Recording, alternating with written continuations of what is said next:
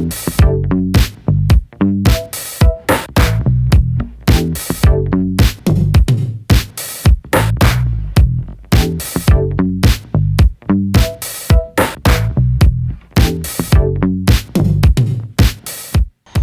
a few days ago I asked on my Instagram and Facebook that whether should I create a video on how to make your itinerary or how to organize your trip budget friendly. So there were many people who were on the for side of it, who were favoring this kind of a video, and I thought I should make this one. सत श्री अकाल, नमस्ते, आदाब, कैसे हैं सब? I hope सब अच्छे ही होंगे अपने घर पे। आज की इस वीडियो में हम बात करने वाले हैं how to plan your itinerary or how to make your itinerary. Now I've been traveling a lot since 2018 और मुझे बहुत लोग पूछते हैं कि भाई तू कैसे ट्रैवल कर लेता है इतना, तुझे छुट्टियां कैसे मिल जाती हैं, तो जॉब करता है कि नहीं, how do you plan your travel, how do you make your itinerary, how do you organise them, like कैसे अपना बजट कैसे मेंटेन करता है. So just wait and watch. I'll be answering to these questions in this video, and do subscribe to the channel if you're new to this video. If you like this video, then do press that like button also.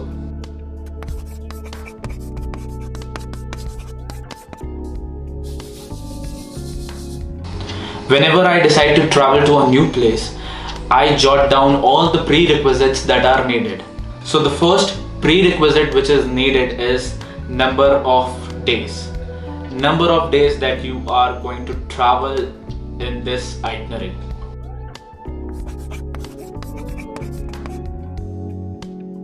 This is a very deciding factor, और ये एक ऐसा factor है जो आपकी budget और आपकी itinerary को डिसाइड करता है, एक ब्लूप्रिंट बनाता है कि आपकी एक आइटनरी कैसे बनेगी और कैसे दिखेगी. So if you are a working employee, it also decides how many days of leaves you need to take to plan this itinerary. तो ये बहुत ही बड़ा एक deciding factor है. How is it a deciding factor? Let's come on to the next point, which is place to visit.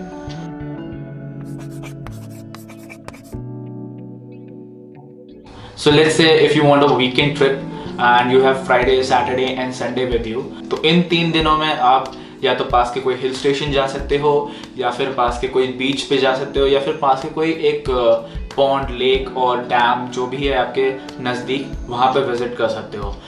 तो ये number of days decide करता है आपके कौन से प्लेस को आप विजिट कर सकते हो. Now let's say if you have a week with you, this also decides that whether you are going to a short place which is near by your home town, or whether you want to go a certain place like Ladakh, Spiti or Kashmir for a longer duration.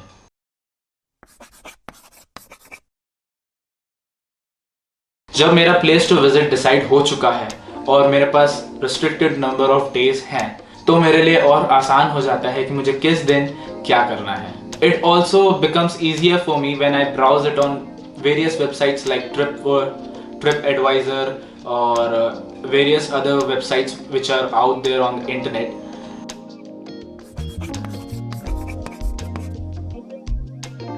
Whenever you are traveling to a certain place, always try to watch certain vlogs, travel vlogs of few travel vloggers, like I would suggest Radhika Nomblers, Tanya Khanijo, or if you are interested in bike riding, watch JS Phelps, MSK, or Satya Saggad or various other vloggers. These videos will help you in planning out your own itinerary because they give out certain information which they experienced in their own travel, and you can also read few travel blogs also where they share their own experiences as to what they faced, how was the weather at that particular day, which places are open on this particular day and which places are not. Like Tabo Monastery जो शाम के 6 बजे तक ही खुली रहती है, उसके बाद 5:30 पे उनके वर्कर्स आ जाते हैं जो वहाँ पे काम करते हैं, जो वहाँ पे वर्शिप करते हैं, और वो आके एवैक्यूएट करना शुरू कर देते हैं. तो आपको इस पॉइंट को ध्यान में रखना होगा जब भी आप अपनी आइटनरी को प्लान आउट करें. Also it helps you in gaining few information beforehand, like अगर मुझे लद्दाख जाना है तो मुझे क्या क्या चाहिए, मुझे कोविड टेस्ट की रिपोर्ट चाहिए थी जुलाई में, तो मैंने उसके लिए ऑलरेडी टेस्ट करा के रखा था। मुझे एक पोस्ट पेड BSNL सिम चाहिए था क्योंकि वो मोस्ट ऑफ द एरियाज में वर्क करता है। तो these videos, these travel blogs help you in making your own travel itinerary a better one.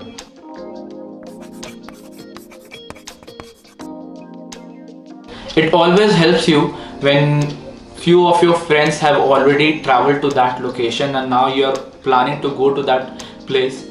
You can ask them for suggestions, you can ask them what they faced while entering that place, or where they stayed, or what place did they eat in, dine in, क्योंकि उनके experiences जो होंगे वो आपको और मदद करेंगे अपनी आइटनरी सुधारने में।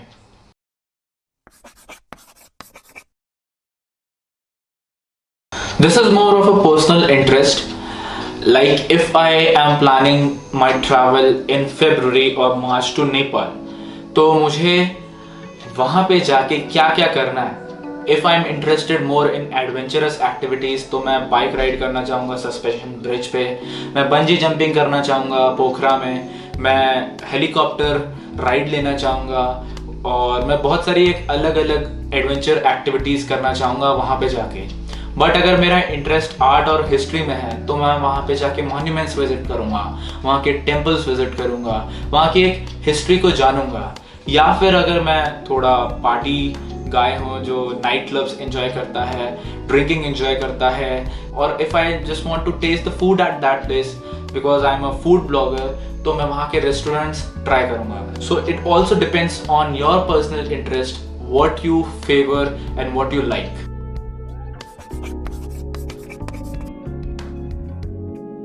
So this point is more like an added point.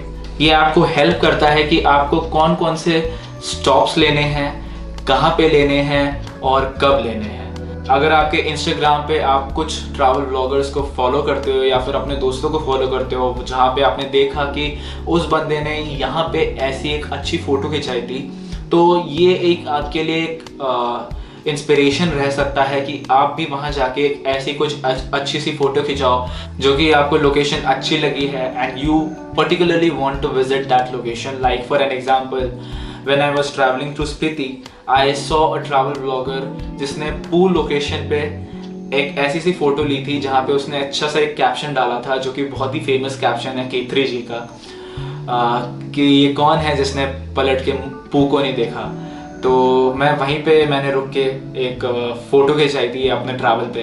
तो ये आपको मदद कर सकती है कि अगर जैसे आपको रिवर साइड पे एक फ़ोटो खिंचानी है या फिर आपको स्कीइंग करते वक्त कुछ ऐसे फ़ोटो खिंचानी है जहाँ पे आप उल्टे सीधे पोज मार रहे हो, तो this also helps in adding that another flavour to your itinerary.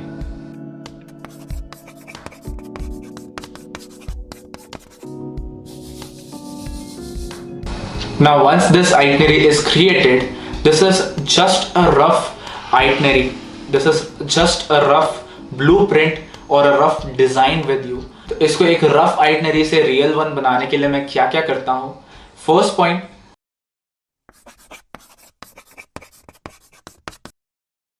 I organize or prioritize all the locations that I want to visit in that particular area based on the distance that it will take to reach there, also the hype or craze about that place. Now this helps in organizing your itinerary in a more efficient way because you don't want to exhaust yourself on the very first day, or you don't want to spend much time traveling to one place, then going back to that place, then coming back to the another place. So you don't want to hodgepodge your itinerary.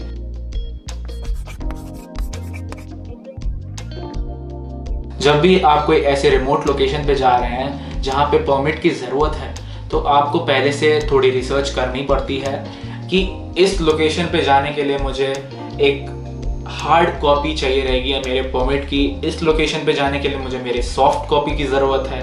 आपको DC office जाना पड़ेगा क्या sign कराने के लिए, क्या आपका काम इंटरनेट पे हो जाएगा। अनदर थिंग कि जब भी आप कोई ऐसी लोकेशन पे पहुँच रहे हैं वहाँ पे फ़ोन या फिर सिम कौन सा काम करता है। जैसे अगर आप लद्दाख जा रहे हो, वहाँ पे BSNL पोस्ट पेड सिम काम करते हैं। BSNL now works in most of the areas like Pangong, Nubra, even in Somoriri. Airtel and Jio works only in Nubra and Leh, while there are no other service providers.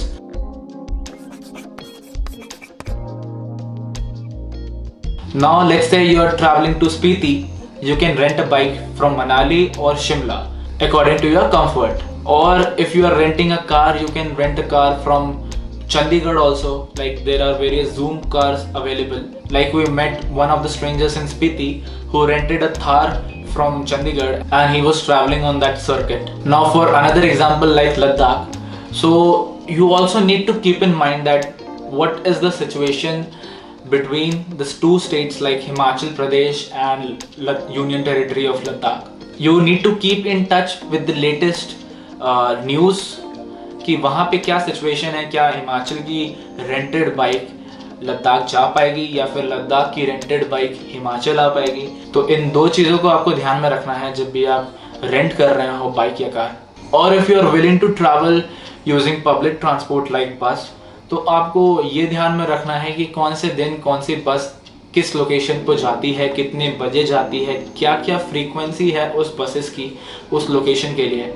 Like for an example Chitkul तक बस जाती है but Chandratal तक बस नहीं जाती है, Gue village तक बस नहीं जाती है। तो आपको ये भी पॉइंट मद्देनजर रखना है कि आपका पब्लिक ट्रांसपोर्ट हर जगह नहीं जाएगा। अब काजा में बसेस हिक्किम और कॉमिक और लांगजा नहीं जाती हैं क्योंकि वहाँ के रोड्स नैरो हैं, ऑफ रोड्स हैं।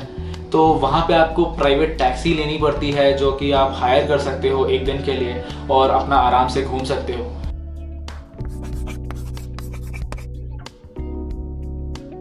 Now, when my transportation is decided, my pit stops are decided, my halting locations are decided, it becomes easier for me to decide whether I want to stay at a homestay or in a hotel or in a camp. Or if you are traveling on a budget, you can opt out from pre-booking your homestays or hotels. You can travel to that place, you can negotiate with them on the price of that particular stay. If you are not happy, you can look out for another homestay or hotel. It helps in making your itinerary more budget friendly. अगर जैसे मुझे कोई example देना हो तो हम जिस दिन रुद्रप्रयाग पहुंचे थे ओली ट्रिप में, हम बहुत ही ज़्यादा एग्जॉस्टेड थे। हम सर्च कर रहे थे कोई होटल के लिए। होटल कहाँ मिलेंगे? होटल आपने किधर जाना है? संगम साइड होटल बोला था उन्होंने। अच्छा, यहाँ से आगे जाके बाबा काली कमले की धर्मशाला है, वहीं पे धर्मशाला अच्छी है। तो हमने उनकी बात मानी, हमें 600 रुपये में एक रूम मिल गया जिसमें 2 डबल बेड थे, एक बढ़िया बाथरूम था जहाँ पे गीजर की सुविधा अवेलेबल थी।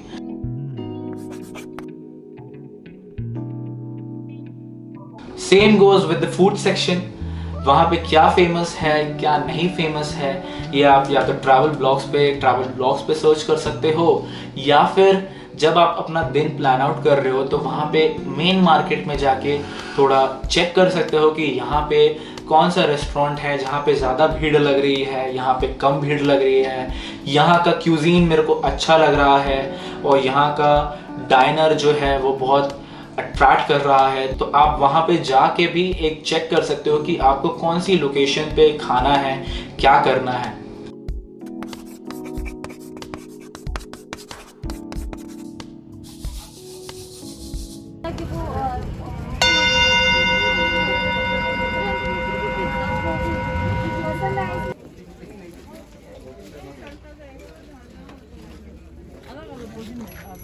I hope I was able to give you all the information related to how to make your itinerary, how to execute that, and I hope you gained something out of this video.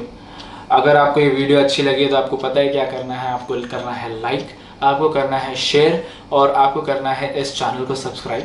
With that said, I end this vlog. ऐसे ही खुश रहो, मज़े करो, ऐश करो और घूमते रहो। This is me signing off, Anirudh Sathe. Bye bye, Tata, take care.